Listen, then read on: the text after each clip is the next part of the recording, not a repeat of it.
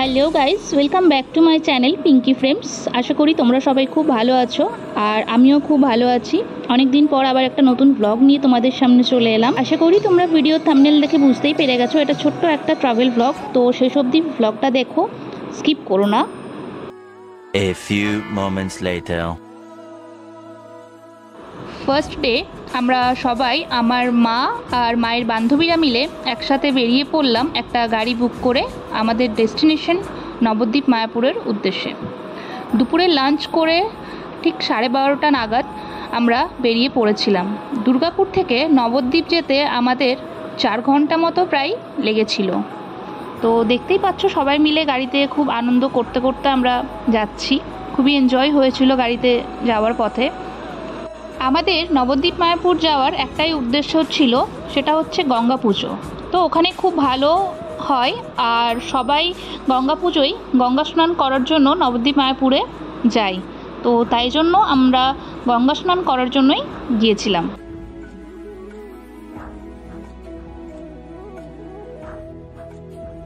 খানিকক্ষণ গল্প করতে করতে আর প্রাকৃতিক সৌন্দর্য উপভোগ করতে করতে আমরা পানাগড় পেরিয়ে নিজেদের গন্তব্যের দিকে এগিয়ে যাচ্ছি। আর সেদিনে ওয়েদারটাও খুবই সুন্দর ছিল, দেখতে পাচ্ছ তোমরা। ওয়েদারটা একটু মেঘলা মেঘলাও করেছিল, বৃষ্টিও হয়নি আর রোদও ওঠেনি। আর এই যে দেখতে পাচ্ছ ইস্কন মন্দিরটা মায়াপুরের দেখা যাচ্ছে নদীর ওই পারে। নদীর ওপারে গেলেই মায়াপুর নবদ্বীপ। তোমাদের সঙ্গে গল্প করতে করতে আমরা মায়াপুরে পৌঁছেই গেলাম। এই যে এখানে এটা হচ্ছে চৈতন্য মঠ, যেটাকে বলা হয় চৈতন্য মহাপ্রভুর মাসির বাড়ি। তো জায়গাটা খুবই মনোরম, খুব শান্ত, মানে ঢুকেই একটা মনটা পুরো ভরে গেল। খুব সুন্দর পরিবেশ। কথায় আছে না যে ভগবানের স্থানে গেলেই মনটা একটা আলাদাই অনুভূতি হয়, তো সেরকমই একটা আমার মনের ভেতরে অনুভূতি হচ্ছিল। খুব মনোরম পরিবেশ ছিল, তাই মনটাও একটু শান্তি লাগছিল এখানে এসে। এর আগেও দুবার আমি মায়াপুর নবদ্বীপে দর্শন করতে এসেছি, আর প্রত্যেকবারই যেন আলাদা আলাদা ফিলিংস একটা অনুভব হয়। আর এই যে এটা যে দেখতে পাচ্ছ কুণ্ডটা, এটাকে বলা হয় শ্যামকুণ্ড। আর এটা হচ্ছে তমাল বৃক্ষ, যেটা একটা বেলগাছ ছিল, তো তার নাম হচ্ছে তমাল বৃক্ষ। আর আশেপাশে অনেক মন্দির ছিল প্রভুদের, সেগুলোই আমরা সবাই দর্শন করছিলাম।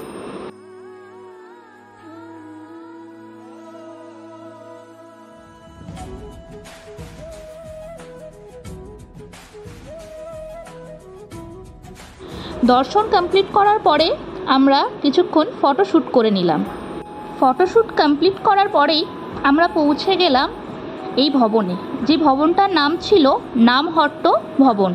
এটা ছিল ইস্কন মন্দির থেকে মাত্র 2 মিনিটের রাস্তা।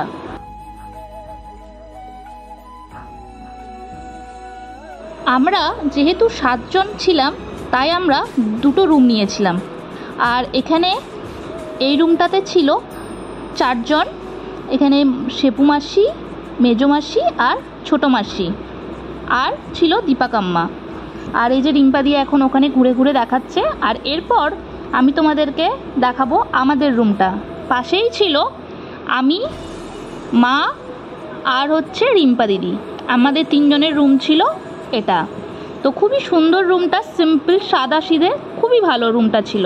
এরপর রুমে এসে ফ্রেশ হয়ে সবাই মিলে সন্ধ্যা আরতি দেখতে বেরিয়ে পড়লাম। আর এখানেই সবাই একটু নামগান করছিল।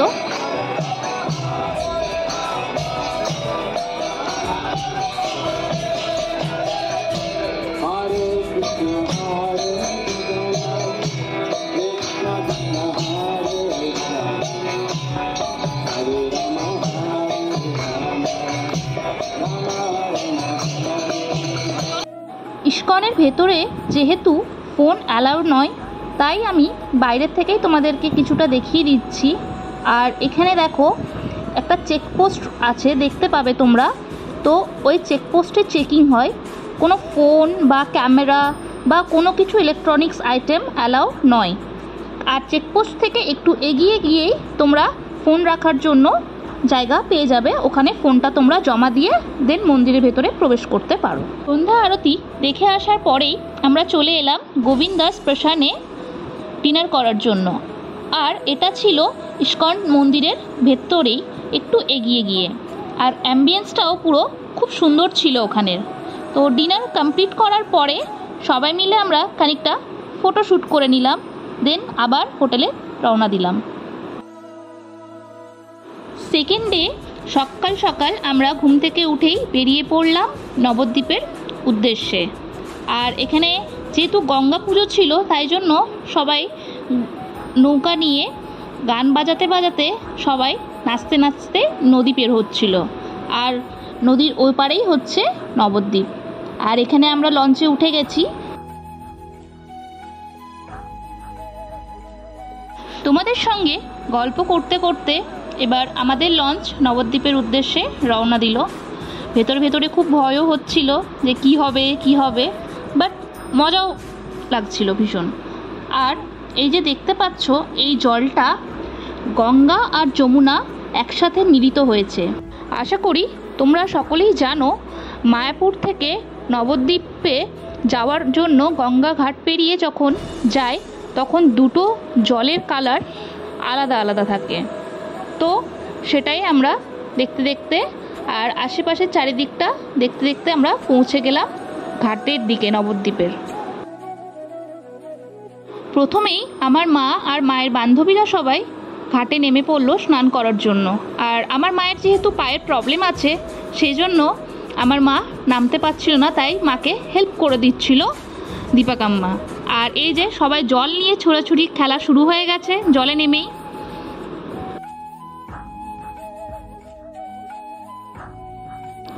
যেই মানুষটা প্রথমে জলে নামার জন্য ভয় পাচ্ছিল, ধরে ধরে নামছিল, আর সেই মানুষটাই এখন দেখো জলের মধ্যে ডান্স করতে ব্যস্ত। সবাইটির সঙ্গে মাস্তি করছে, ডান্স করছে। আর ভীষণ ডিপও ছিল জলটা। আর ওই যে বাঁশ দিয়ে বেড়া করা আছে, ওর বাইরে যাওয়া যাবে না যেহেতু আরও গভীর, সেই জন্য।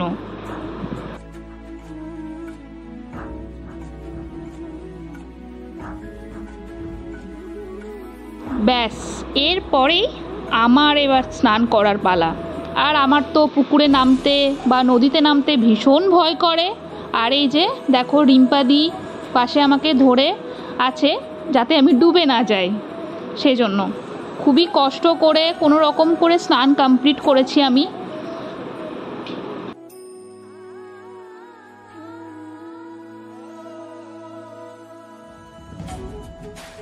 স্নান কমপ্লিট করার পরেই আমি সূর্য প্রণাম সেরে নিলাম। আর পাশেই এখানে গঙ্গা পুজো হচ্ছিল, যেটা হচ্ছে নদীর ঠিক পাশেই। আর খুব সুন্দর ঠাকুরের মূর্তিটা করেছিল গঙ্গা দেবীর। আর এই যে মারা সবাই প্রণাম করছে। আমরা পাশে একটা চেঞ্জিং রুমও ছিল, সেখানেই আমরা ড্রেস চেঞ্জ করে নিয়েছিলাম।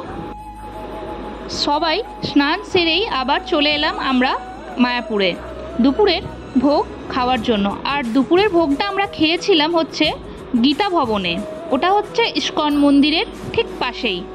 আর ভোগ খাওয়া কমপ্লিট হওয়ার পরেই আমরা সবাই মিলে একটু নিজেদের মতো ফটোশ্যুট করে নিয়েছিলাম। ফটোশ্যুট কমপ্লিট করার পরে আমরা বিকেল 4টে নাগাদ আবার নিজেদের বাড়ির উদ্দেশ্যে রওনা দিলাম। সবারই মুখ চোখ দেখে বোঝাই যাচ্ছে যে সবাই কতটা ক্লান্ত হয়ে পড়েছে, আর সবাই যে যার মতো করে ঘুমোচ্ছে। তো আমার ভিডিওটা তোমাদের যদি ভালো লেগে থাকে তোমরা অবশ্যই আমার চ্যানেলটাকে লাইক, কমেন্ট, শেয়ার এবং সাবস্ক্রাইব করে দিও। আর পাশে থাকা বেল আইকনটা প্রেস করে দিও যাতে সমস্ত নোটিফিকেশন তোমাদের কাছে চলে যায়। Thank you.